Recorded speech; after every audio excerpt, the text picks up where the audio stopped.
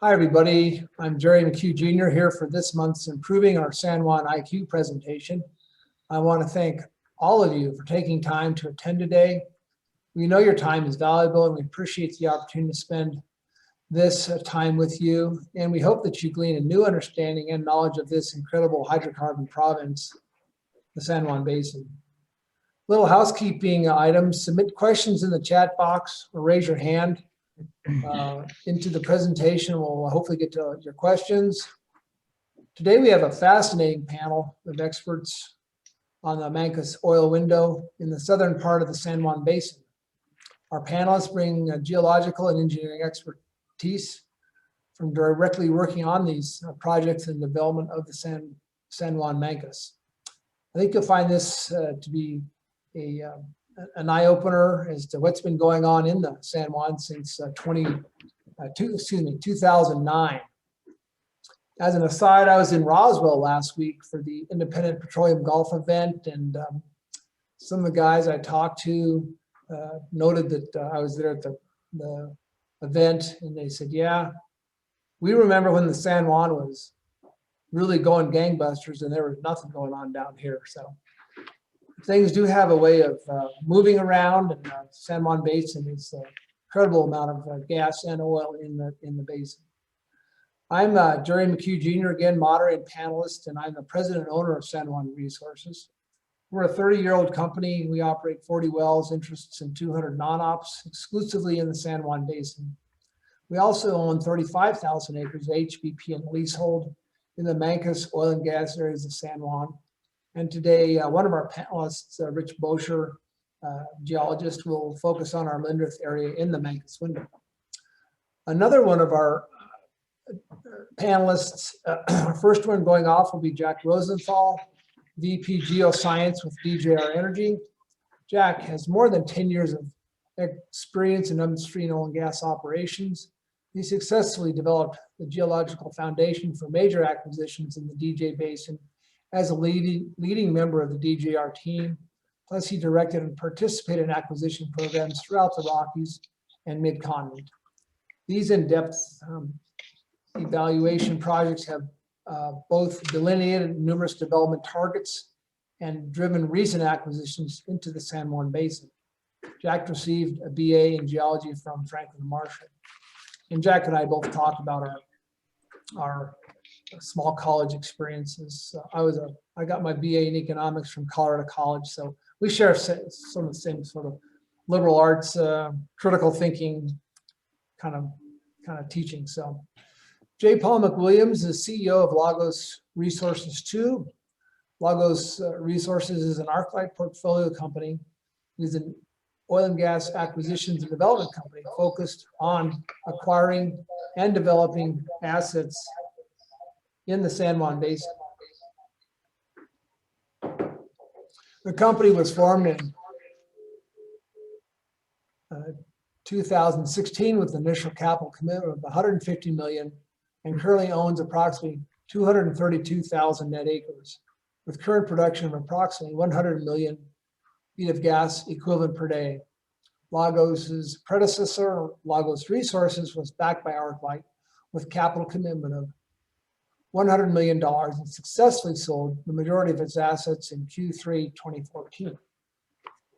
Our final panelist is Rich Bosher, geologist. He has brought extensive experience to San Juan Resources after having worked a variety of basins, along with his own projects in Kansas and Wyoming, Wamsutter in particular, and in other areas. Rich consults for San Juan Resources, and it's been about 12 years. I think, is that right, Rich? That's right. A geological rundown of the deposition of Mancos and details its various members, with focus on our Lindrith oil project, where San Juan Resources has 25,000 acres for exploitation. 40% of this is held by production. It's a fee-fed mix. So shortly here, I will share my screen. Let me see if I can get this right here. Okay, just a sec.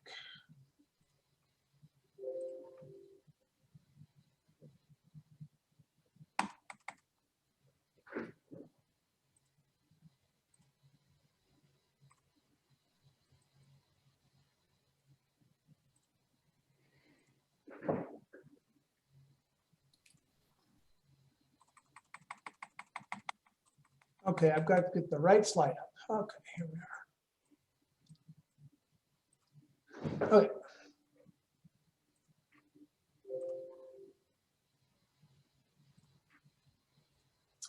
Okay, starting off today, introduction here. Oh, by the way, if anybody ever needs any previous presentations, they'll all be on our website at www.sanjuanbasin.com. So everything should be located there. And okay, last month we ended up with the this great map of oil, gas, and condensate windows here in the San Juan Basin. We had our gas Mancos potential in the up in this area. This is the Nibu area along the Colorado New Mexico border. Lagos has this area of gas and the Rosa unit, and then the Black Hills wells here. We'll be focusing on the oil window here to the south. I always like this slide. It shows a 70-year rundown of production in the San Juan Basin, average per day. You can see where the oil kicked up here to over 30,000 barrels a day in the mid-60s, and then how it's inching back up with this Mancos development with probably not as many, probably not even half as many wells. You can also see the Fruitland coal bed and the infill drilling work that had been done in the 90s up until 2000, and just how the gas has declined since then. I like this slide here. This shows a lot of the entrance into the San Juan Basin in the last 4 years. DJR is in green, so you'll see their acreage out here in the oil window mainly. They're pretty much all in that area. Logos has got this Rosa gas area up here and some of these other dry areas from formerly WPX, but Lagos is also in the oil window in this area. So we'll be anxious to hear what Jay has to say about that. And oops, so now,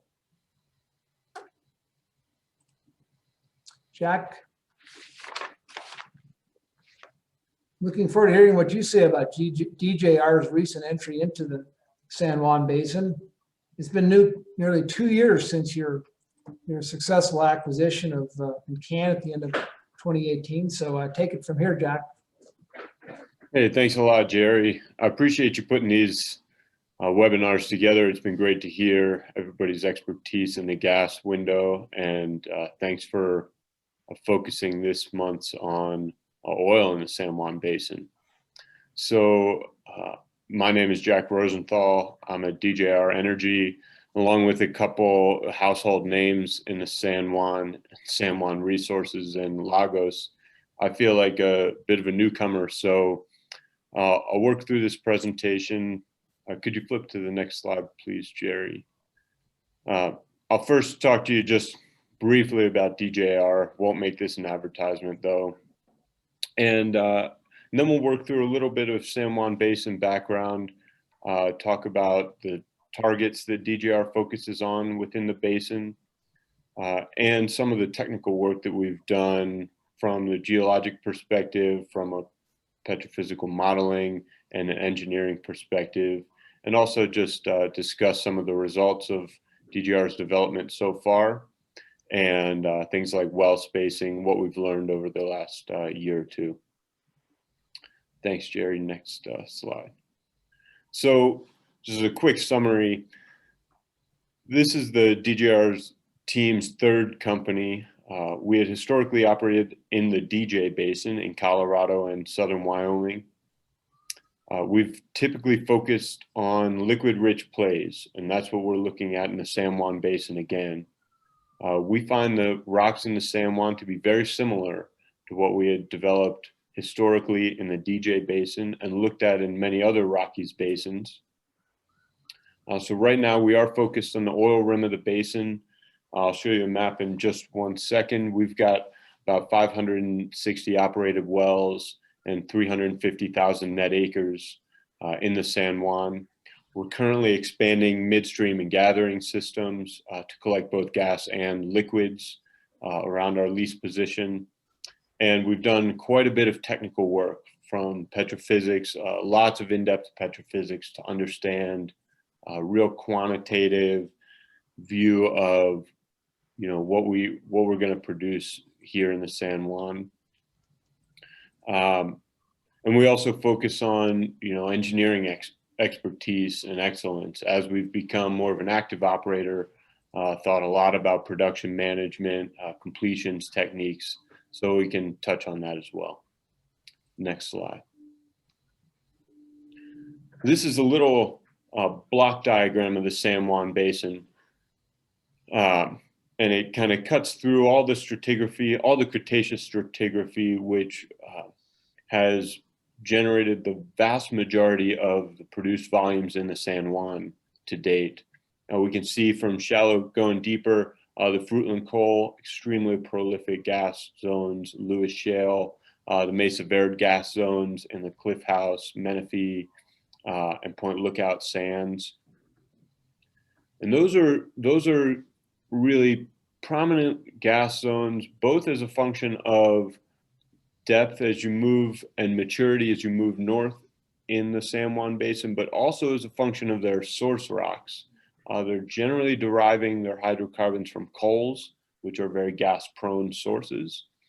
Whereas as we go deeper through the stratigraphic column, we get into the Mancos Shale.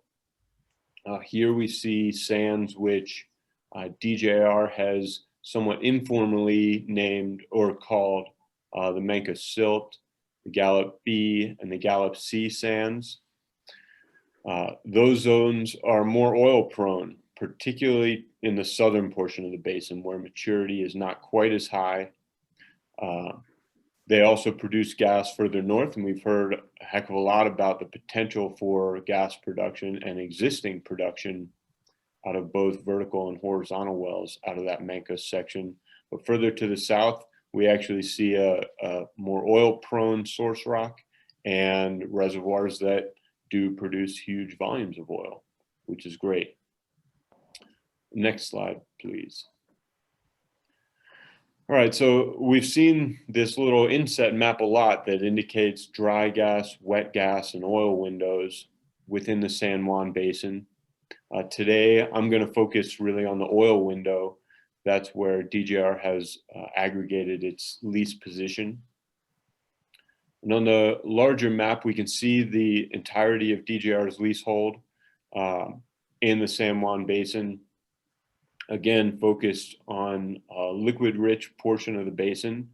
And we've been lucky enough to make acquisitions in Elm Ridge Resources back in 2017, and then in Canna's leasehold in 2018, which has provided us a very contiguous position and numerous units which are all held by production, which can be very efficiently developed. That's one of the beauties of the San Juan as opposed to some other basins. With a majority of the leasehold held by production, operators are able to be very conscientious about development programs, about well spacing, about pace, in an effort to eliminate parent-child issues and offset communication issues that have really become a bugaboo in some other basins where operators were forced to drill wells in a more scattershot method to save leasehold. So one of the things that we're very thankful for in the San Juan. Just a couple other elements on this map. We've got core locations starred here. Those are all DJR proprietary cores, as well as the little green droplet symbols represent where DJR's development has been over the last year or year and a half since the Encana acquisition. And I'll talk a little bit more about that here in a minute. Next slide, Jerry. Thanks. So we'll talk about DJR's foundation and technical work. The illustration there is what we want to see, which is a ton of oil fluorescence in cores. We're very lucky to have very highly saturated sandstones in the San Juan Basin to produce. And one of our jobs and my job principally at DJR is to understand the volumes that we can access in the San Juan. So we've built petrophysical models that are based on 3 core principles. One, the model must be true to the rock. So we have to honor core data, whether it be saturation data, mineralogy, porosity, perm, in an effort to understand volumes in place and volumes that are potentially recoverable. We also must be true to the geologic history of the basin and understand broader trends in maturity, and those broader trends will, of course, have an impact locally on the types of fluids that get produced, whether it's liquid, gas, or some combination of the two. And we have to have a model that is connected to the drill bit. We're constantly updating these petrophysical models to understand volumes as more production comes online, as we drill new wells and get a better feel for the true productive volume of the Mancos formation and the Gallup sands. So this has really helped us as we've moved along and kind of dug into the San Juan Basin more deeply, and especially as we've become a more active operator. Thanks, Jerry. Next slide. One of the key learnings is that as we look at the stratigraphic column, and this is a cutout of just the central portion of the Mancos Shale, where we've got our most productive reservoirs to date. Again, here on this illustration, we see the Mancos Silt being the shallowest of the target zones. Then we come down into the Gallup B section, and then below that into the Gallup C. Here I'm illustrating water saturation as measured in core. And we see core data points in black. Those core data points are set on top of our water saturation measured from log analysis in red. Again, lots of calibration required to get to this point where we've got such a good match. But it's important to look at each one of these reservoir zones, while they do have lots of similarities, as really independent sections. It allows us to certainly improve our calibration when it comes to understanding mineralogy and saturations. And again, that goes a long way towards understanding volumes of oil in place, and particularly volumes of recoverable oil.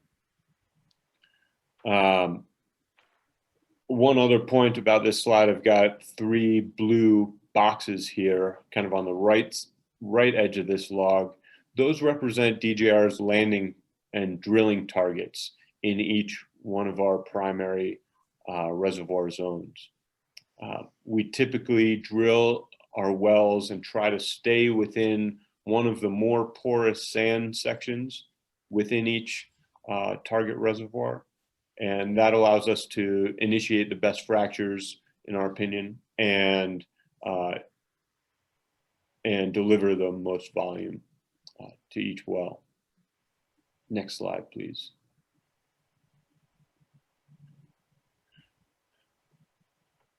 This slide is an illustration of a map that shows oil in place. So these are volumes of oil in place per section within the Mancos Gallup zone.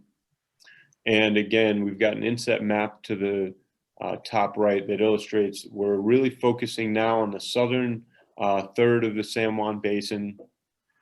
And this is the portion of the basin that has your oil-prone source rocks in the Mancos.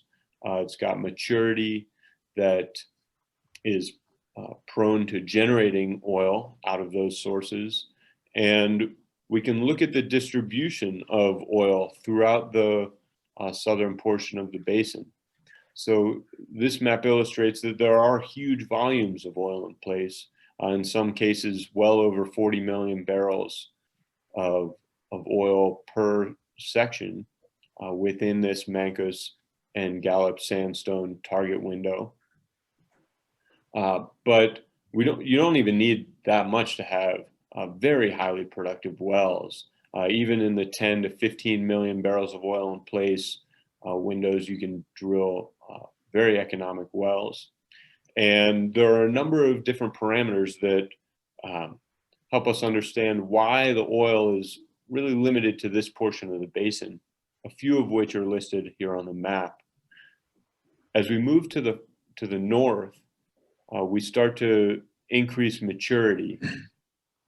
Increasing maturity is going to increase our gas oil ratios. The source rocks and the hydrocarbons that are generated will break down into gas predominantly. And as we move to the north, we start losing some of the porosity in the sands that we see further south.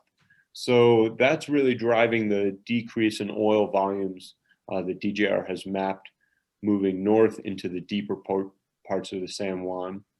As you move south, while we do see improving sand quality on the whole, you have much lower maturities. So the source rocks that are present within this oil window moving north into the gas windows of the basin just haven't generated the volumes, either gas or liquids, that really lend themselves to economic development.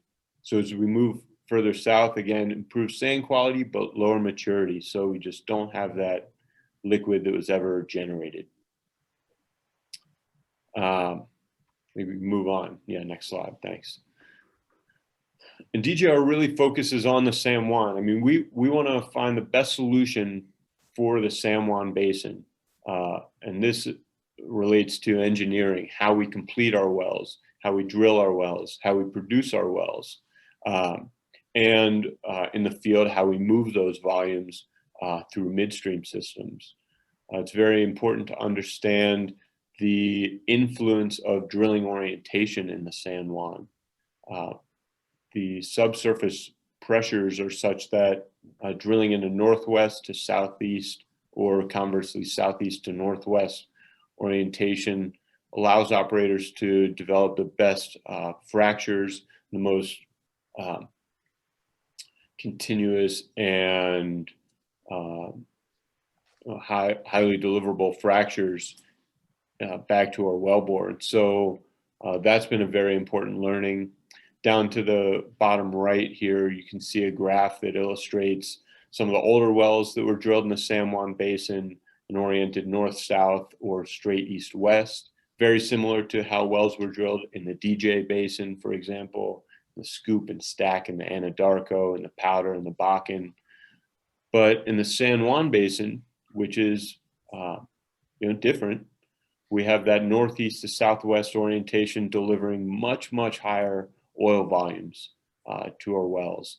And so we've kind of taken that historical learning and applied that to DJR's development and figured that we would work from there and improve on historical production starting from that point. Next slide. This is just a really quick illustration, but wanted to touch on well spacing. DJR spacing models illustrate that you see maximum rates of return, especially in the $40 to $55 oil range at 4 wells per section. So on the left side here, we see an illustration of the San Juan Basin, our 3 critical targets, Mancos, Silt, Gallup B, and Gallup C, each being developed at 4 wells per section spacing. And this is a pretty thick zone, about 600 feet thick from top to bottom. And so we can afford to drill that stacked pattern through these 3 targets. Conversely, in the DJ Basin, we see, and this is drawn at the same vertical scale, illustrating the key reservoir sections and distribution of oil vertically. We see the Niobrara A, B, C, and underlying Codell sandstone. We can see how much more tightly wells in the DJ Basin were drilled, often at 8 wells per section in an individual zone, and targeting each one of these carbonates puts wells in very close proximity.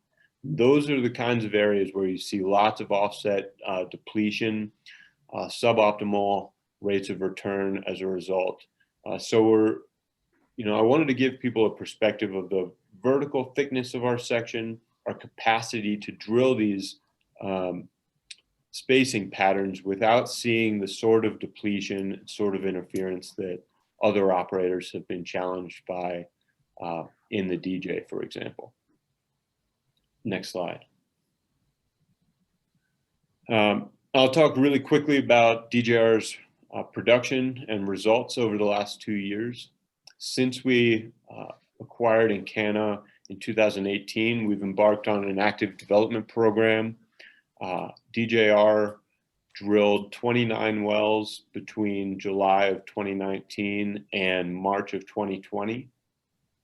We've brought 18 new horizontal wellbores online. And one of the great successes, in my opinion, is even more so than the volumes that we've been able to bring online, which have been very highly economic, but our capacity to forecast those volumes based on DJR's understanding of oil in place within the Gallup sands. So most of the wells that, well, I should say all of the wells that we've brought online to date have been targeting that lowest sandstone section in the Gallup C, as we call it. Some people call it the lower Gallup. And this illustration shows DJR's forecast production in a dashed line. This forecast was built before our first well was drilled. It was based solely on the volumes of oil in place that we had mapped in the San Juan Basin. And I imagine J. Paul can relate to this. When you look at historical wells, a lot of the historical wells weren't really achieving this types of results that much newer wells drilled by either Lagos or Enduring or DJR have achieved. So it's important to not only look at the historical results, but also look at that geology and base production forecasts on the geologic understanding of volume. So here we see again our forecast of rate, and the solid line on this graph illustrates the actual production rates that DJR has achieved kind of in its first 12 months of production between mid 2019 and mid 20. I think we can go to the next slide. This illustration is another slide that touches on spacing and parent-child interactions. This has been a really big topic in the industry over the last few years, especially as many plays have gotten into a more mature phase of development. And I'm focusing here on 4 wells that DJR operates, all in the Nageezi unit, so kind of right in the heart of the oil window in the southern part of the basin. As we can see on the map to the bottom right, 2 of the wells were drilled by Encana in 2018, brought online then, and 2 of these wells drilled on the same pad were brought online by DJR in 2019. And this serves as a comparison, both an illustration of how DJR has tried to manage its parent-child interaction, and also an illustration of how DJR thinks about production and the management of produced volumes. So when we come back and drill offset to a parent well, we try to get back into an area within about plus or minus 2 years of when that parent well was drilled.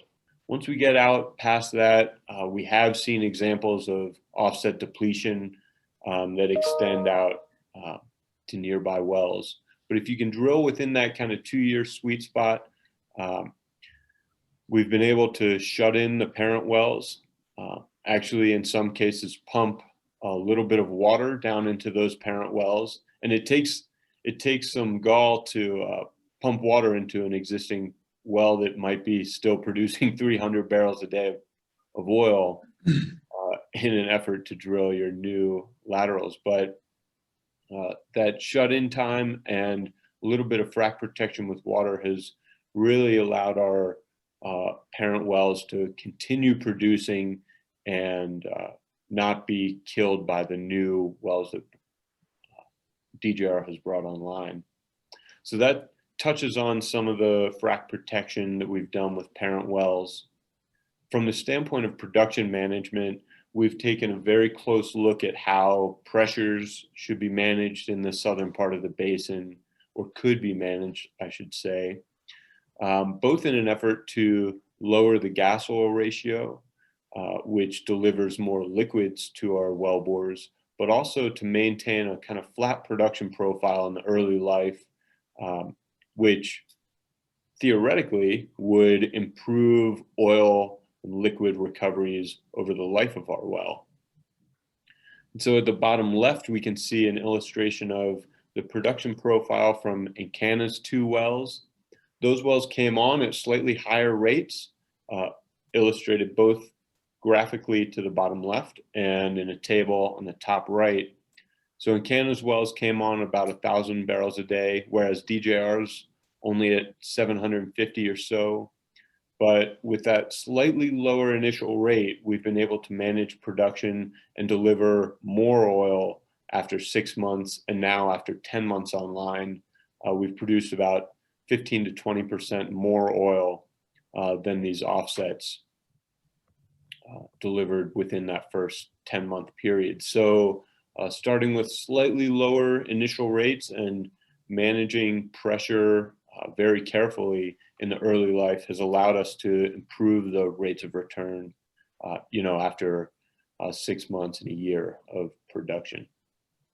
And that's always our goal. I know that's J. Paul's goal with Lagos, delivering returns to their investors and their management and their companies, and most importantly, to the surrounding community as new wells come online. Our royalty owners benefit, service companies benefit by participating in these productive programs. So that's our goal, is to improve the economics of each well that we drill, and thinking about production management very carefully, and thinking about the interaction between those parent wells and child wells that DJR is now drilling has been a really important part of our program. We can go to the next slide. And I think this brings me to a conclusion, and then I'll let somebody else talk for a while. DJR has really taken a very technical focus in the San Juan, and that follows on to our MO in the DJ Basin historically. Like I said earlier on, we've put a lot of work into our petrophysical modeling and really understanding the volumes of oil in place. And that's allowed us to build a very consolidated position within the San Juan Basin oil window that delivers great returns. We see break-evens in the mid-20s. I mean, that's competitive with most basins in the US. Certainly with the DJ, certainly competitive with other Rockies basins like the Powder. These wells can be drilled efficiently, quickly. DJR's cut drill times off of their horizontals. We're down to about 7 days per well, and cutting time off the completion saves costs. So this is a great basin to operate. We've heard a lot about the gas potential in the San Juan, but it's also great to think about the oil potential. I was remiss probably to mention that we looked at some of the early life production from our horizontal wells. The wells that DJR has brought online forecast out on average to produce about 500,000 to 600,000 barrels of liquids, oil only. Then there is associated gas and NGLs in these wells as well that bring EURs into the range of 900 MBOEs plus. But DJR, again, has really focused on liquids production, managing that, improving volumes that get delivered to our wells. And we're very proud of the results that we've been able to achieve.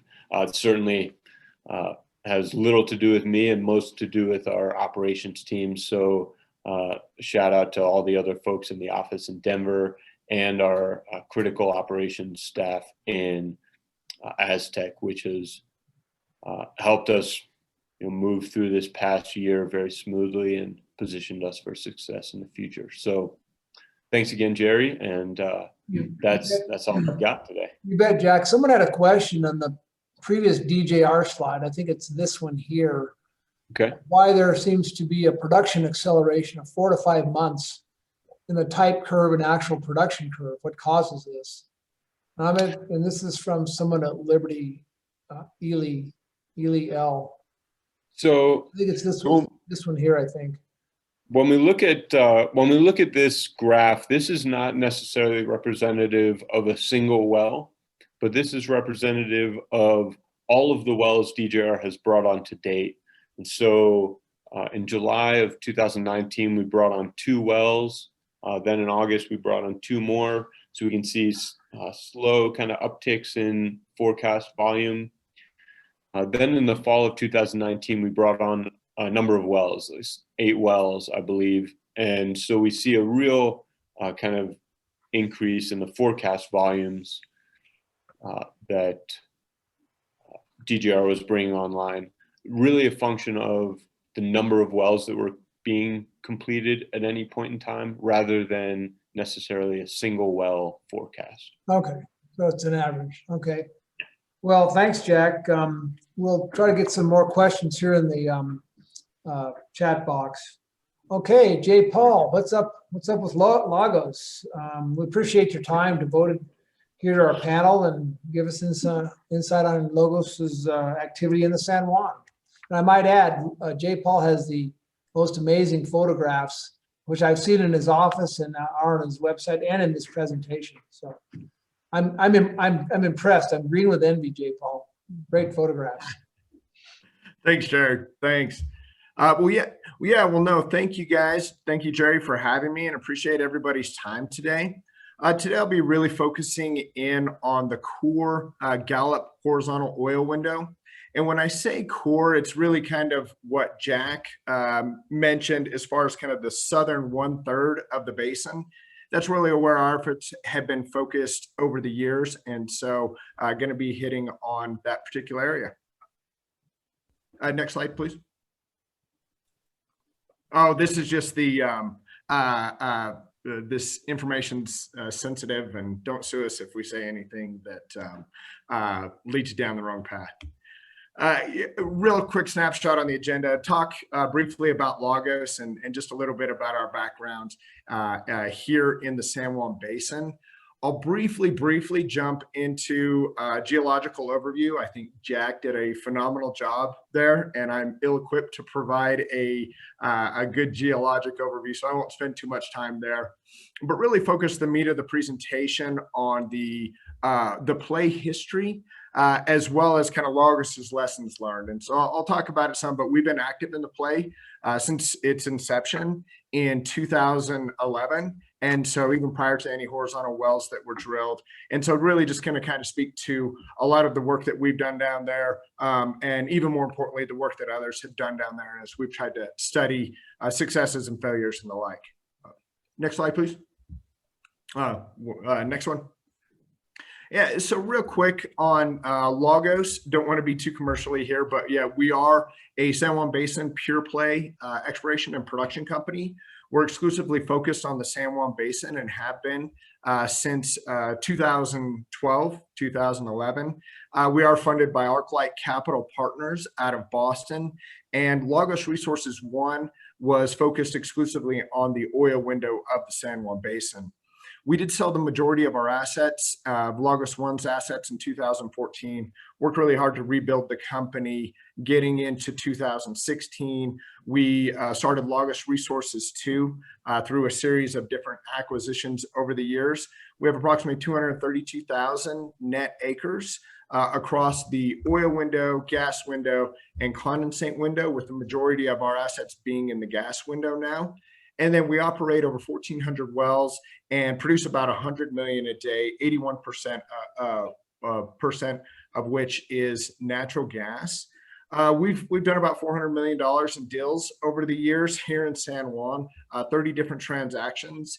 And we've drilled 50 horizontal and vertical wells since we started the company, with the vast majority of these being in the core Gallup oil window of the basin.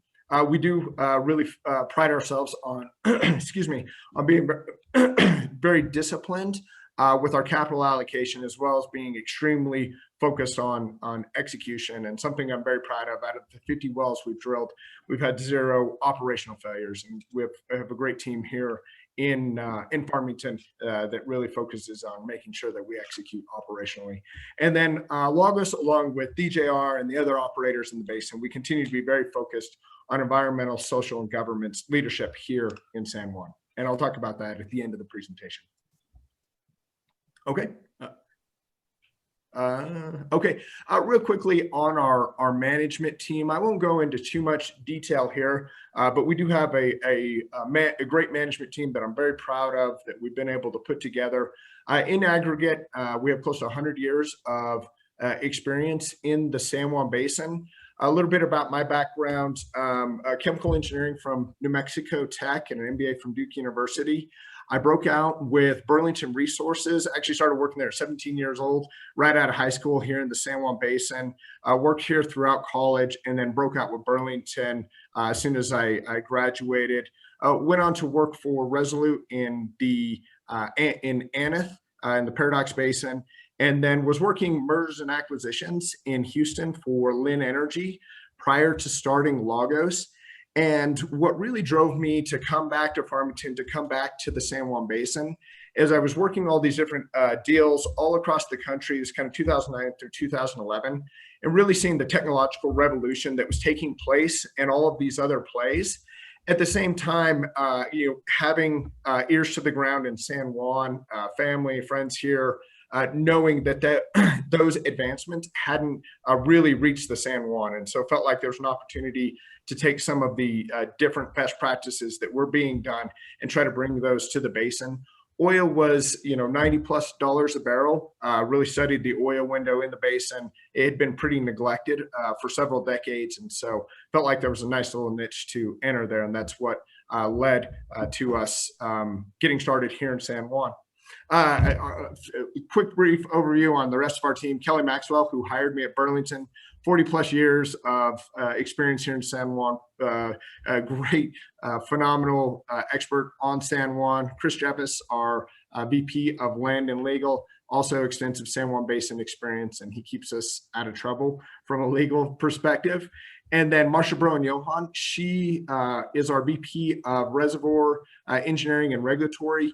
Marcia came to us from WPX, where she was involved in the development of the play here in the oil window in 2012 and 13 for WPX, and she was the Reservoir Engineering Manager prior to joining Lagos. And then we have John Bruner, who comes with decades of experience with ConocoPhillips. And then Krista McWilliams, who I'm related to, but not by blood. Krista is our engineering manager, and she extensive experience with Burlington Resources and ConocoPhillips. And so a great team that we're very proud of. And I think we bring a lot of, as we look at the play, we're certainly, Jack, just so impressed with you guys' presentation. We're in regards to your expertise that you're bringing from the DJ Basin. On our side, we're really focused with the experience of the team that's been here, and so we're not nearly as probably focused on the geoscience side. But we spend a lot of time working here, and this is our home. But next slide. Okay, I really won't hit on much here. I think Jack, Jerry, you guys covered the highlights here. Again, focused on down in the core of the play, and that being beach shore deposits within the Mancos grouping, and the hydrocarbons over the millions of years migrated into those sandstone traps, and that's really where the focus of the core development has been over the years. There is a ton of resource potential, as you guys have all heard about, in the gas window and in the oil window. BP's recent results really is a testament to the potential up in the gas window, as well as the benefits of taking more modern completion designs up into that area. Next slide. And this slide just illustrates the migration from the different source rocks into the sandstones that we're all targeting within the core Gallup oil window. Next slide, please. On this slide, the type log on the right-hand panel, this is a well we drilled in 2013 and have a good log suite throughout it. It's in the core of the play. It won't hit on the reservoir characteristics or the overall Mancos thickness, as you can see on the slide. But one of the things that we've done over the years, when we started Lagos and started drilling in 2012, we initially were drilling vertical wells and hitting the multiple stacked benches that were in the play. Overall, we've fracked 6 different zones within this Mancos grouping in the core play. With that, I think it gives us some good insights on some of the different zones and how they behave, how they treat, how they produce, etc. Which zones have some viability and which zones just don't have viability. Next slide, please. Oh, and I guess one point here, there's always a little bit of different nomenclature amongst the Gallup type log. You know, I think as a whole, Upper Alvado is going to be the region, kind of the Mancos silt, and then the Alvado B and C is what I think pretty much akin to what Jack is saying is Gallup B and C. We all have a little bit different ways that we names that we call the reservoirs, but that's essentially what we use is our nomenclature. Okay, next slide, Jerry. All right, really trying to get into the meat of the presentation. As Jack said, you know, really highly economic play here in the Gallup oil window. And it was great to hear Jack saying, you know, kind of mid-20s are still a break even in the play. It's not a play that gets a lot of brand name recognition like the Permian Basin or some of these other plays throughout the country, but really the economic returns I think are as good or better than most of the major plays that are talked about in the press. Historically, the play was developed by Encana, WPX, Lagos, now DJR and Enduring, and then a handful of other miscellaneous independent operators. One of the things that I'd like to talk about a lot today is there's significant variability in the approaches that the different operators took in developing the assets. And so one of the things we've really tried hard over the years is to look at what has been successful in operators' approach and what has maybe been the wrong way to go about developing the play as things have really evolved over the years in the San Juan Basin as well as throughout the country in the way these plays are developed. Encana drilled their original discovery well in 2011, and they maintained a relatively active program all the way through 2014, an active program through 2014, and then drilled intermittently through 2017 prior to selling to DJR. As far as their overall, and I'll really focus in on completion design and well spacing today, overall, they averaged approximately 1,250 proppant pounds per foot for their intensity, and then about 1,320 feet spacing, which is equivalent to 4 wells per section. They utilized up front, they utilized open hole swell packers from 2011 to 2014. That was a little bit of what was popular to use at that time. They migrated to using cement liners in 14. They did focus on the sweet spot of the Alvado C. However, they did test different zones and had some success in some of the other zones that Jack spoke to. Getting to WPX, they drilled their first well in Q1 of 2013 and continued drilling through 2017. They pumped N2 fracs as well as same as Encana. They varied their proppant from approximately 750 to 1,000 pounds per foot, and then the wells were about 1,320 feet apart. Utilized cemented liners. Up front, they were drilling transverse, landing in the C and moving up into the Alvado B before ultimately taking the same approach as Encana in their development and where they're landing the wells. Next slide, please. So getting into Logos's development over the years, as I mentioned, we've been active here since 2012, focused on the multi-stage fracs up front, and then transitioned to horizontal development in 14. And we've really just focused on trying to borrow or steal best practices from Encana and WPX and other operators. We just really tried to look over the years at what they were doing that seemed to lead to their success, and then also looking at the things that they weren't doing so good that didn't seem to make sense.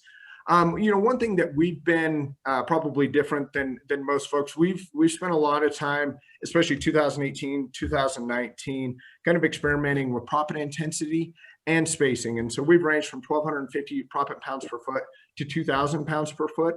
And then we've spaced our wells anywhere from 800 to 1,320 feet apart. And we have stayed focused in the sweet spot in the El Vado Sea. And then, of course, DJR and Enduring developing their newly acquired assets in 18, and DJR using the N2 fracs and Enduring using slickwater fracs.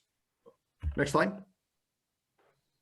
This is just a snapshot of the overall industry activity in the core window on the left-hand panel, and then the right-hand panel showing where our wells have been located. You can see where the horizontals at. The verticals are sprinkled throughout the map, and that's really given us a lot of good data in the oil window as well as the condensate window in terms of pressures, logs, etc. Next slide. And so getting into kind of the lessons learned over the years, we've done some pretty extensive look back studies. Marcia, our vice president of reservoir engineering, has spent a lot of time on this and has done a phenomenal job in evaluating the historical performance of the wells. We've really done this just to try to ensure that we're drilling high rate of return wells, just like DJR is. So doing the look back study, we really focused in on the key parameters of all the wells drilled since 2012, and looking at well spacing, lateral placement, frac intensity, and orientation, and trying to really do the evaluation of the strong performers versus the poor performers as a whole. And of course, looking at the EURs, the original oil in place as well, and bouncing that off of EURs and trying to identify the best performers. Kind of getting over to the performance drivers on the strong wells. Clearly, high rock quality is super, super important. But getting in beyond the rock quality, is we saw a lot of variability in performance results over the years. Did see a correlation with larger stimulations and tighter spacing. In particular, as you saw the 750 pounds per foot with WPX, and kind of as things migrated up, certainly seen better results there. Laterals landed in the sweet spot versus kind of that traverse upward. And then Jack spoke to the oriented laterals, that certainly providing some improved production, cemented liners, as well as looking at 70 quality foam versus 30 quality foam, 70 quality being much more nitrogen versus the 30 quality. And it being a big difference, and we really think that points towards the need for energized fracs, the N2 fracs versus slick water. And then, drainage being a big issue, as Jack spoke to, and then of course, appropriate spacing. Won't spend too much time on the poor performers. You can kind of see it. It's about the opposite of all of those. High degree of variability in the reservoir quality does make it challenging to do a full-on assessment of EURs, as well as to develop type curves. We have over a dozen unique type curves for our acreage, and it really is just a function of the rock quality as well as the potential completion approach that we take in developing the assets. Getting into slide 16. So here, getting on our spacing and frac size conclusions, as I mentioned, we've done a lot of different experimenting, not only on individual wells, but as well as even within a well, we varied our spacing, as you can see from the map on the right-hand side. This is a pad we drilled in Q4 of 2018. And you can see, and this is after our completion design continued to evolve over the previous year. You can see that we spaced the wells anywhere from 930 feet to approximately 1,200 feet from each other. Varied proppant intensity from 1,250 feet to 2,000 pounds per foot, kind of depending on what we thought the offset drainage was and how close we were to the other wellbore. We do believe that on an overall recovery basis per section, we're seeing about a 30 to 40% increase in recoveries with our approach. And, again, I spoke to the size of the jobs that we're pumping. One of our big conclusions as we've looked at, the historical results as well as our results is that when it comes to how far you space the wells apart, as well as how intense the frac jobs are, there's no one size fits all solution. And so it's not just a certain proppant intensity. It's not just a certain spacing. It really depends on your reservoir quality, as well as what oil prices are and the benefits of potentially accelerating of the reserves or not. And so as we put the bigger fracs on wells, we've seen the higher recovery factors, although some of our early time production we know is driven by just acceleration versus actually increasing our reserves. And so, again, oil prices and reservoir quality dictate our future frac design, and high quality reservoirs where we have good oil prices, we're going to be very aggressive on the frac side and the spacing. If you have lower quality or moderate quality reservoir and moderate oil prices, then we're going to be space wells out a little bit more, maybe not be as aggressive on the sand we pump. And then, of course, low quality reservoir, we're not going to drill. Next slide. And this slide here on slide 17 just showcases kind of our Q2 2018 well results versus offset averages. Cum oil being on the Y axis, and this is normalized to 5,000 foot. The right-hand panel being the right-hand axis. This is actually the wells from the pad that I just showed in the diagram before. 2 out of 3 wells had IP30s over 1,000 barrels a day, and you can see significantly better first 12-month cums in comparison to the historical offsets. Next slide. Okay, I hit on most of these points, and so I think it's a great play.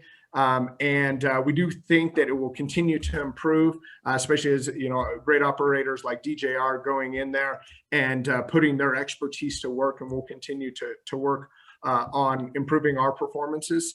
Definitely seeing better results from modern completion methods. And, in terms of the overall optimal spacing and frac size, it really depends on the reservoir quality and the benefits of accelerating reserves. And of course, we think nitrogen is what you need to be pumping versus the slick water, but that's our technical opinion. Next slide. Jumping in real quickly on a project that we've been really excited to be involved with this year, the Four Corners API COVID-19 Tribal Relief Project.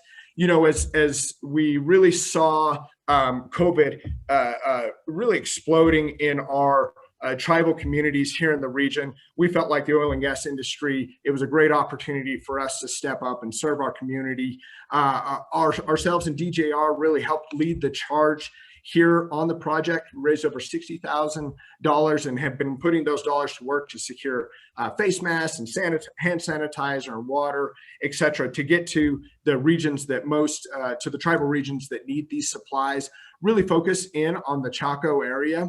And I have a list of our sponsors there. Thank you very much for all of your support here in this project. And you can see the quote down there from Irvin Chavez. We've really focused on trying to help our neighbors. And I did interesting side note that I shared. We took some supplies down to the Nageezi area recently, and of course at the chapter house and the individuals were incredibly grateful for the supplies we provided. They also noted that, thankful to the oil and gas industry, they also noted that the environmental groups that are generally down there visiting with them a lot, they hadn't heard a word from them and they didn't help at all. So, very, very proud of the oil and gas industry in the Four Corners area for what everyone has done stepping up in this time of need. With that wraps up my presentation. Is there anywhere you can say we should donate that? Can we put that in the chat? I can get a link out. As well as if you Google Four Corners API COVID 19 Tribal Relief Project. There's a great website there that makes it very easy to donate to. Okay, thanks, Jay Paul. We had some other questions, but why don't we move on to Rich Bosher. Rich, talk about when we first started working together at San Juan, in the San Juan Basin, your initial impression of the basin. You know, I guess that was about 12 years ago or so.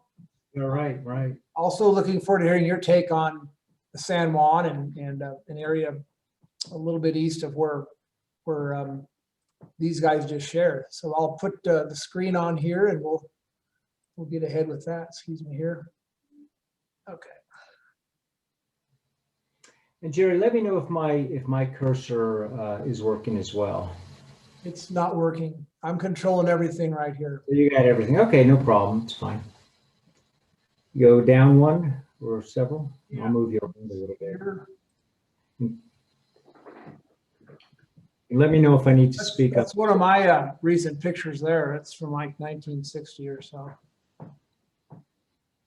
Okay, there you go. All right. Why don't you go down one more?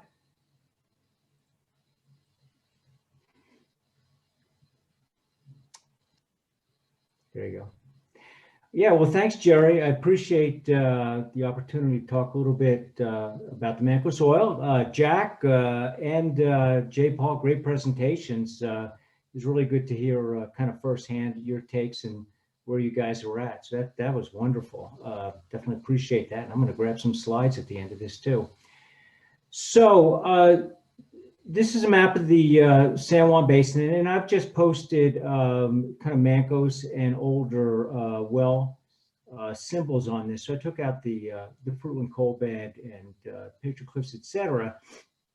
And back, Jerry, one to the map. Jerry, can you get back to the San Juan Basin map? I think that's where we are right here. Okay, it looked like it flipped over. Okay, so we're back here. So a couple points here. The Jicarilla Indian Reservation is outlined in purple there. And just in the southwest part of the Jicarilla, just off to the left there, that's the general area that I believe you've heard about over the past hour or so from Jack and also Jay Paul as well. So that's currently the DJR, Enduring, and Lagos area where they've been looking for the Mancos Gallop oil. And just to the right, over to the east in red, that is the San Juan resources area. It's about 25,000 acres. A mix of federal, quite a bit of fee, and quite a bit of HBP as well. And I'll be talking specifically about that area in this discussion here.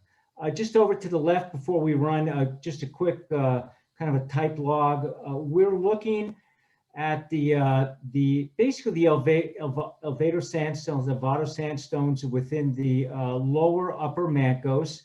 And then you can also see the Dakota at the bottom of that type log, which actually makes quite a bit of oil as well. So, but anyway, I'm going to be focusing on the southeastern portion, that outline in red, where it says SJR Lindrith Mancos Niobrara oil. So let's see. And by the way, Jerry's project up in the Mancos Niobrara gas, you can see up in the kind of eastern part of the basin, outlined in yellow. That's a unit he's currently trying to put together. Okay, next slide, Jerry. And again, this San Juan resources area is just going to be to the southeast part of the Jicarilla.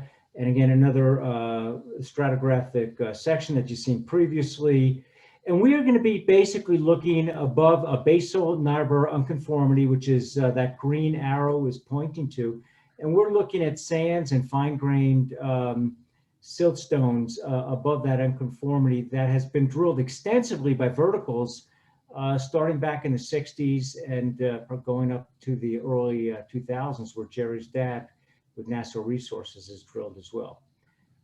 Next slide, Jerry. One more slide. There you go. This is going to be a map. This is a map of the southeast San Juan area. This is primarily San Juan Resources project area. And Jerry, I'm just going to ask you a second, because I've made a basic, we put the, well, let me talk a little bit about here. Let's stick with this slide for a second here. So Jerry asked me essentially, you know, how did we get into this area, and what were some of our, what were some of my initial thoughts on the San Juan Basin? I'll tell you my initial thought on the San Juan Basin, having worked the Rockies extensively at Amoco, working overseas, all around the world for Amoco as well, and then working the Rockies again for a small operator prior to coming to Jerry. The San Juan Basin has always been, the knock against it always been that you can't get into the San Juan because it's run by a bunch of mom and pops, and they've tied up acreage with you know, units that go back 30, 40, 50 years, and it's just hard to get an acreage position. And so until I got to San Juan Resources and started working with Jerry, you know, that was my override, that was my preconception, my preconceived notion about the San Juan. But what I found is there were some very clever players, including Jerry and mom and pops, that were able to put together significant acreage positions. And 25,000 acres in this area is, I consider that pretty significant, and that's the kind of acreage numbers that get larger players interested, so you can start getting getting transactions done in the basin as well. I think what Encana did with Dugan was pretty clever, and now DGR Resources is a benefactor of that. So acreage position, very decent contiguous large acreage positions can be put together. I think it just takes some knowledge of the basin and being able to work with the right players and a lot of nose to the grindstone activity.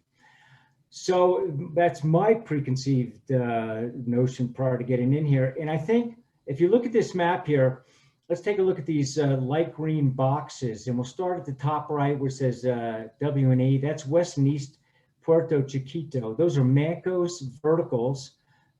Drilled back in the, started in the 60s, a lot of it by Benson, Montaigne and Greer, BMG, and Al Greer, kind of the father of the Mancos oil. And that has produced 20 million barrels of oil to date, and it still produces oil. And if you move over a little bit to the west, you'll see the Gavilan field. That is primarily Mancos verticals. That's 8 million barrels of oil produced. And as you come down to the southwest, and you can see that string of oil symbols on the left side of the page, that is the West Lindrith field. And that produces out of both the Mancos fine grained silts and sands and shales, and also the Dakota sands, and that has produced 20 million barrels of oil to date. And all the way down to the south, you've got the Rio Puerco field, which produces, again, out of the Mancos fine-grained silts and sands, and that has produced 1.5 million barrels of oil to date. And then on the right-hand side, the east side, it's bordered by the Nacimiento Uplift. It's a quick rise of the sediments up to the east to the Nacimiento Uplift, where you go a little further east, and it's going to be eroded off, and you can actually see the top of the Mesa Verde outcrop on that kind of thin green strip that goes north to south through the area.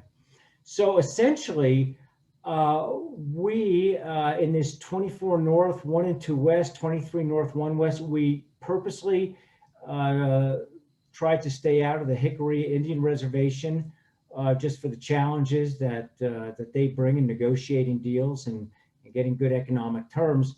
So we've stayed in this area, and I think what essentially brought us into this area is that, well, I've got basically close to 30 million barrels of oil produced to the north, 1.5 million barrels produced to the south, 20 million to the west. I'm bordered to the east by the Nacimiento. Why isn't this area developed? And so we basically went in here saying, look, is there a big pluton here that's eroded away all the Mancos Niobrara sediments? Is there some heat event? Is there something that we're missing? And in essence, the punchline is going to be no. We've got hundreds and several hundred feet of Mancos Niobrara fine-grained silts and sands We've got oil production, and let's continue working this area and see what we come up with. So, Jerry, if you can go to the next slide, please. And I'll come back to the high resistivity nature of this area in a minute. But it goes without saying, do we have oil surrounding us? Do we have oil within our acreage? And yes, we do. And I'll point to some of these as well. Let's start down in the south with Romero and the Regina wells. These two wells were drilled in 2006 and 2007 by another operator. San Juan Resources and Jerry bought these wells a few years back and currently operates them. And I want to start with the Romero well. This is a vertical test that was originally drilled for a seismic lead down to the Entrada section, which is going to be, beneath the Jurassic Morrison section for oil. They did not find what they were looking for, so they came up hole, and they basically opened up the well and put a mild frac on it and completed it in the Mancos Niobrara section. And this well has an EUR of about 57,000, 60,000 barrels of oil. So this was a bailout zone. It currently produces about 10 barrels a day, which Jerry operates. This well was drilled in 2007. If you look 2 sections over to the west, there's the Regina well that was drilled a year earlier. This well actually turned out to have a better show. It had a better swab and a better final oil cut than the Romero well, but the operators decided basically, let's come up hole, put a bridge plug in, and we will complete this in the petroglyphs as a gas well. Well, about a year and a half ago, we came back into this well, knocked out the bridge plug, did nothing except basically clean out the well. I don't think we put any additional acid or anything else on it. And this well is currently making, it started off at about 15 barrels a day and is currently making 3 to 5 barrels a day. And we also think this is going to be a 60,000 barrel EUR well also. So this isn't the attractiveness. A vertical well in the Mancos Niobrara isn't the attractiveness down here. What's the attractive is that these are really fabulous show wells, basically to put a lateral Mancos Niobrara well in here, similar to what DJR, Lagos, Enduring, and the prior players, Encana and WPX has been doing just a few townships over to the west. So we've got these 2 wonderful show wells, the Romero well and the Regina well. Basically, you can see it's sitting around areas. There are relatively few wells around it. You can see there's an outline of gas symbol wells through here. There's been a lot of wells drilled here just in petroglyphs, which is basically 3,000 feet true vertical depths. But our wells are basically going to be about at 6,500 feet TVDs in the area here. So relatively, it's a very underexploited area. So let's move up to the north now, and you can see in 24 North, 1 West, there's a few wells here. The Wishing well, it's made 127,000 barrels from the Mancos Niobrara. Then to the north of that in section 3, it's Cañado Ojitos, the COU 16. That's made 120,000 barrels of oil up there. So these are vertical wells. And I'm going to address this a little later. If the west and east Puerto Chiquito, some of those wells have made over 1 million barrels of oil. And, there was a lot of discussion that we had early on. It's like, well, why don't those big fractures go down all the way down to the south? Well, for one thing, we don't have million barrel oil wells down to the south. We have good vertical wells in the anywhere from this, the 60 to 70 to 80,000 barrels of oil per vertical well type EURs, and we'll talk about those in a minute. But through the area, like in 24 North, 1 West, again, the Wishing well, 127,000 barrels of oil, COU 16, 120,000 barrels of oil. And I want to point out in north part of 23-1, where Jerry's pointing right now, Laguna Colorado wells, these were in 2007, some very short lateral wells that were open hole completed. And these wells have cumed over 23,000 barrels of oil. So there was no fracs put on these wells at all. And we're making very good oil, basically out of these short lateral open completion wells. One other well to talk about here is we come over to 24 North to West. The Ingerson 4 well, that was a vertical test drilled in 1959 by Superior. They had a DST and some gas shows within the Mancos Niobrara, and it was left untested, basically, you know, with the completion. Another operator came in, bought this well in 1966, opened up the Mancos Niobrara, and basically this well cumed 68,000 plus barrels of oil. So not only are we surrounded by roughly 50 million barrels of oil, we've got great oil vertical tests within our acreage too. So essentially, that's what made us very interested in coming into this area and trying to put together a play here. Jerry, let me show you what this looks like on logs. If you wouldn't mind just rifling down to slide 8 for a second, Jerry. One more. We'll come back. One more, Jerry. There you go. I just want to show you basically what this section looks like. If you look at the second well from the left, the 34-3 Schmitz Federal, I want to give you just a little history on the area here. We have basically called our intervals in Niobrara A, the B, and then the C. And you can see we're looking at a resistivity log, this on the left. It's going to be a resistivity log on the right, and then it's going to be a gamma ray on the left. And what we're showing on this, the high resistive log characters, the fingering on those logs is related to some coarsening upward sequences that we see within basically the Niobrara interval or the Elvado sandstone fine grained siltstone interval here. And our nomenclature, the A, B, and the C is from Al Greer and his work at West Puerto Chiquito. And I think this would pretty well correspond to what Jack has talked about and Jay Paul has talked about. As I've heard, I think the Gallup B, the Manco siltstone, and the Gallup C. I will point out, just beneath our Niobrara C is where we would put the basal Niobrara unconformity. And I think a lot of the work over to the west has been below that unconformity, and we feel that these fine-grained sands and silts have been eroded out here. So primarily above the Niobrara unconformity, again, these high resistive zones that you see in the C, the B, and the A in the 34-3, that's going to be our target. And that has been the target primarily both for the West Puerto Chiquito and East Puerto Chiquito fields, 20 million barrels of oil, the Gavilan field, 8 million barrels of oil, as well the Rio Puerco field all the way down to the south also produces out of the Niobrara A, the B, and the C. Okay, Jerry, now if you can go back up a couple slides. One more, let's see, one more. There we go, that's fine. And come down one. Actually, go back up one more if you don't mind. And I just want to point out the color and the contours on this map.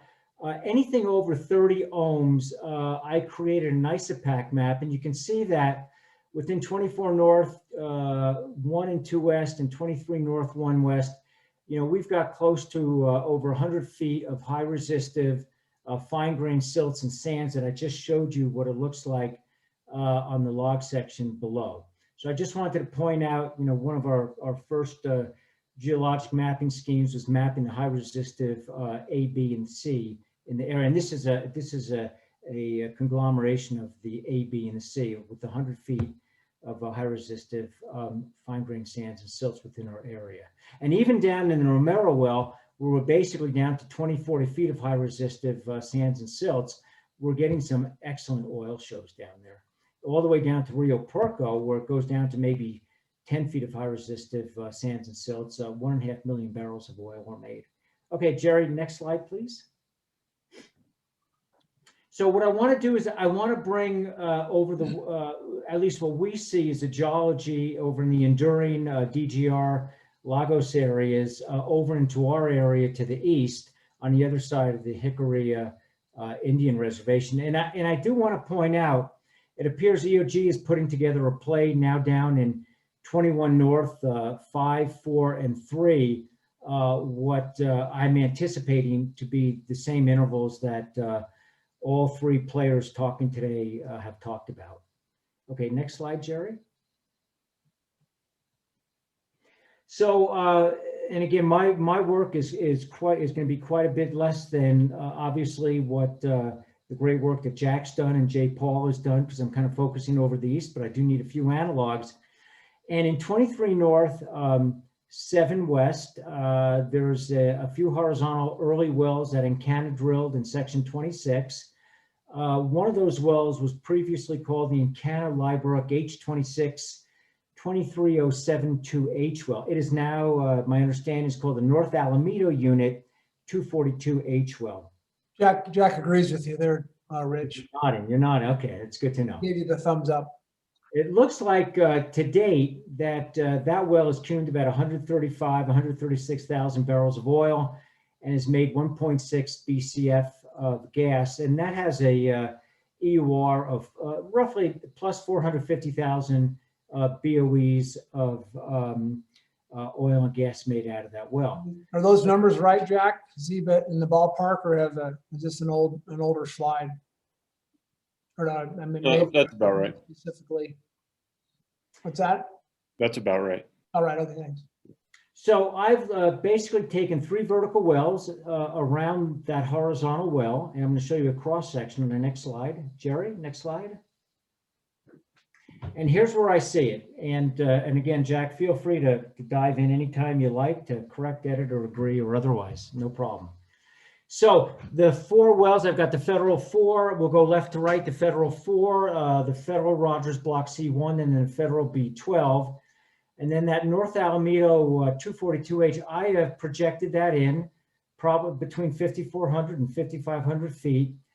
You can look at the log section there. It's going to be basically resistivity and gamma ray on the left. And then it's where it's going to be density and neutron porosity on the right. And I put that lateral basically right into what we're calling the B interval here. And looks like it's about a 1 mile lateral. So that's, and you can see on those 3 wells, you can see the high resistive zones on all 3 wells as you go. Well, you can't, don't have the resistivity on the Federal 4, but on the Federal Rogers 1 and the 12, you can basically see the pulses of high resistivity on what I call the Niobrara A, the B, and then the C interval. And now I'm going to take you over to the east side where San Juan Resources has their acreage. So next, there it is, next cross section. So if you look down at the map on the bottom right side, you can see an outline in blue. We're coming over all the way from the left hand, the west side of the Hickory, all the way to the east side of the Hickory into our project area. And let's go back up to the top part of this slide, the cross section. There's the Grace Federal number 1. The dashed line is where I put the lateral, Encana's original lateral on that Alamito unit 240H. You can see I've got the tops of the Niobrara A, the B, and the C. And now we're going to go through the Hickory Indian Reservation. That is that yellow post that I've put in there. And we come over to 34-3H. And there you can see pretty clearly the A interval, the high resistivity, and the A interval correlating to those fine-grained silts and stands. These are calcareous fine-grained silts and stands as well. You can see the B interval. It's very correlable around the area, again, correlating to fine-grained silts and stands. And then the C interval, as well correlating to the fine-grained silts and stands on the gamma ray and the high resistivity on the resistivity logs. And as you can see also, again, the 34.3, that is typically what they opened up 20, 30, 40 years ago. That well made 60,000 barrels of oil. And then it's a little less obvious, but I have posted the Regina Ranch Federal well. That's San Juan Resources well. You can see the blue log over just a little over to the left there, Jerry. You can see the high resistivity in the A, the B, and the C. And then I posted the mud log, which isn't going to show a lot on this section, but the Romero Federal 3. The bottom line is we've got the same. Could you go back to that? There you go. So we've got the same similar rocks on the in this basal part of the upper Mancos. We call them the A, B, and the C. I believe in our area, just a couple interesting things. We do seem to have a higher production out of the A, B, and the C, or the Niobrara interval, than what's shown over on the west side, over in the enduring DJR area. We're about 1,000 feet deeper, so we may get a little better pressures as well. And you can see our resistivities in our rocks are very dramatic within our area, just to the on the southwest side of the southeast side of the Hickory Indian Reservation. So we're feeling pretty positive about these rocks. They've only had verticals through them, and we're feeling pretty positive about putting some laterals in. And I'll show you two more mapping schemes we went through. Jerry, if you can go to the next slide, please. So I wanted to also see if we had any sweet spots as far as porosity went. And I went ahead and took a look at the three intervals, the A, B, and the C. And I'm just going to show you one map for brevity or time's sake here. And I mapped anything above 6% density neutron porosity. And you can see that we've got a nice buildup, about 30 feet of porosity greater than 6% running through our areas 24 north, 1 and 2 west, and also down into 23 north, 1 west as well. Now I'm going to show you what that looks like on the log. If you can go to the next slide, Jerry. There you go. So I just took the Schmitz, the 34-3, which is in our area. Again, it's going to be left-hand side resistivity and gamma ray, and right-hand side is going to be density neutron porosity. And you can see where I have the big arrows pointing on the right. And the line that I've posted, the straight line going north to south, through the density porosity log, that is 6% porosity. So you can see I've got a couple of nice streaks in there. We can start in the Niobrara C. I've got about 4 to 6 feet above 6% all the way up to 8%. And then you can see in the B coming up hole, I've got a couple intervals there, 6% or more, as well as in the A, 6% more as well too. So I've got some sweet spots of porosity to basically target first, and basically see how that works compared to lower zones of porosity as well. Next slide, Jerry. So this was a question that we have batted around quite a bit, trying to understand the big fractures, the gravity drainage up in the west and east Puerto Chiquito area, which would be that top bright arrow that you see on the map on the right-hand side, compared to our area, which is pointing out the SJR area of interest down to the south. We wanted to just make sure that the big fractures that were great oil storage vesicles for West Puerto Chiquito, produced upwards of, in total 20 million barrels of oil. We want to ensure that those fractures, we want to understand better why those fractures did not continue down to the south, and why they didn't have million barrel oil wells down to the south as well. And it turned out that there's a very good research project done by a thesis on the University of Houston by Hongi Khan in 2012.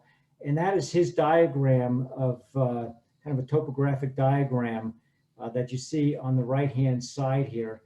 And he's put together some cross sections, and I'm going to show you what cross section 1 and cross section 5 looks like. And I think it's going to explain the structural history of the areas quite a bit better. At least it has for us. One's kind of running through the middle of 23-1, I think, right, Rich? That's right. Right, and that's the next to our Regina Romero wells. Yeah. So he's put together a number of cross sections here. And this first one, which runs through our area, he basically shows that The southern part of the Nacimiento uplift has had quite a bit of shortening and therefore quite a bit of uplift. And it looks like the uplift has really been accommodated through mainly one fault system, or it could be one fault as well. And you can see that basically on the, where it's got the Nacimiento fault and that large escarpment that he shows basically in the middle of the cross section here. Mm-hmm. And if you go to the next cross section, Jerry, this cross section is further to the north, and it's going to run through the West Puerto Chiquito area. So here the shortening is quite a bit less, and the uplift is going to be quite a bit less as well. And so it's going to be a much more gradual down drop into the basin. And we believe that this, this down drop is basically going to be accommodated through multiple faults and fractures that have actually set up the large fractures in the West Puerto Chiquito area. And we don't, based on this research, based on the lack of big oil down south through the old verticals, we just don't think that these verticals have kind of transgressed down to the south. And so we don't expect to see any drainage from basically these large fractures further to the north. And Jerry, if you can show the next slide. And I was just going to comment too. I mean, the Gavilan wells drilled by Nassau Resources and Northwest Exploration in the 80s, early 80s.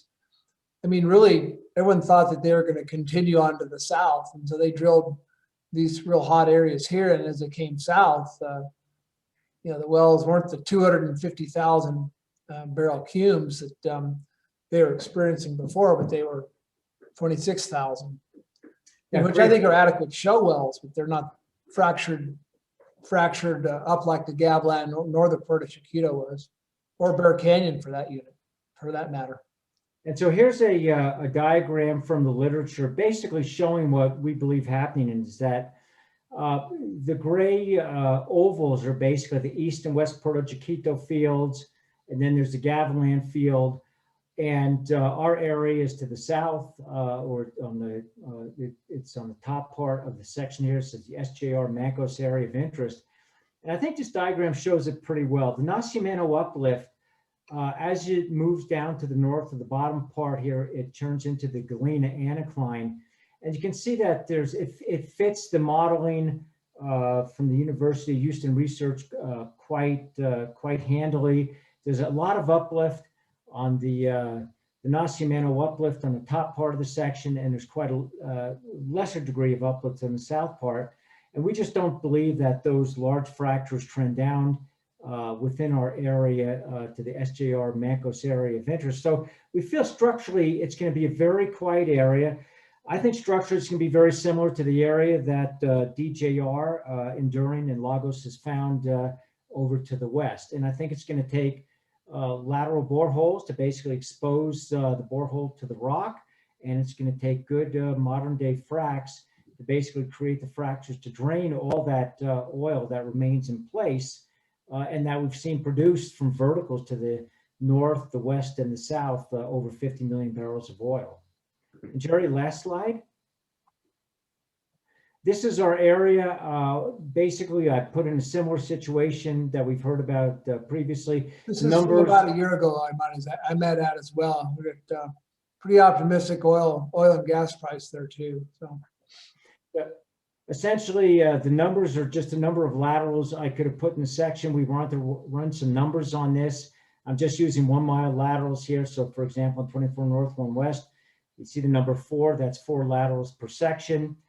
And basically, we put over 300 wells over our acreage. The 2 zones are the Niobrara C and the Niobrara A and B. And we think we've got about 50 million barrels of oil that can be recovered here in a gross sense, and 625 BCF of gas, and about $1 billion of investment to drill those 1 mile laterals. So, Jerry, that's my take on the Southeast San Juan Basin and our play. And hopefully that ties into what Jack and J. Paul has been talking about previously. So thanks a lot, Jerry. I appreciate that. well, I appreciate it, Rich. And let me see if we have any questions here. I know in the chat function, there's some people that put it up there.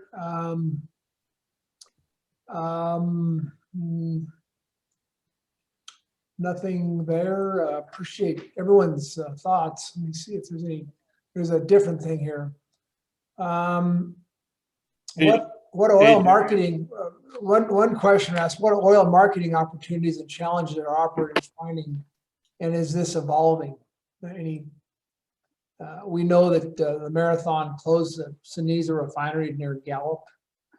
That kind of brings me to maybe one of my next San Juan IQs is takeaway from the San Juan Basin. Any thoughts, Jack or J. Paul, on that? You know, I will let Rich or J. Paul chime in on that. I apologize. I've got to sign off this morning, but we appreciate yeah, your thank you so much for organizing this. Jack, and great job. Yeah. J. Paul, any thoughts on that question we had from a listener? Yeah, great job. Thanks, Jack. You know, certainly, Rob, great question. I mean, it definitely is one of the biggest challenges of the play, that our pricing differential can be pretty large in comparison to other plays. Do want to give a shout out to one of the unsung heroes of the oil play, which is Whiptail Midstream, as they've really put a lot of dollars to work to gather our oil and be able to allow us to get better pricing realizations, piping oil from remote locations to central delivery point, and then it being shipped out from there.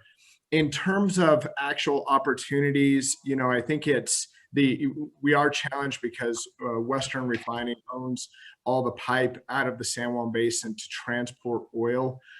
There is, I should say, they own the pipe that's currently transporting oil. There is other pipe leaving the basin that other folks own. And so I think, you know, first and foremost, there may be a place to put oil in those pipes. I think there's been parties express interest in doing so if they can get enough oil in them. And then additionally, you know, is there may be potentially arbitrage opportunities where, say, West Coast oil is trading at a premium to the Permian. There's the opportunity to truck it down to Albuquerque and then ship to the West Coast, which we are doing with a small portion of our oil. So, okay. Well, I think we went a little bit over this time, but there's a lot of technical material, which J. Paul, you and Jack and Rich covered. Really interesting play that the people attending and listening on, we really appreciate. There'll be some copies available of the video. And just want to thank everybody. Thanks, J. Paul, Rich, and Jack now. And we'll be looking at the third Tuesday, November 17th, 9 a.m. for our next San Juan IQ. So some options I'm considering are the takeaway, natural gas or oil from the San Juan, which kind of leads to Rob's question. Another topic I had was NEPA. Those matters, what's going on with the BLM, what's it going to look like in this next year or so on NEPA matters. And then our own state regulatory agency is implementing new penalties. So there's probably going to be some discussion about that. So we do have some new operators in the San Juan. It would be interesting to hear from ICAB and their story. So anyways, just appreciate everyone being here. That's all we have for today. Thanks for participating and being involved in our improving our San Juan IQ. Thanks, everybody. Bye-bye. Thank you, Jerry. Thanks, guys. Jerry.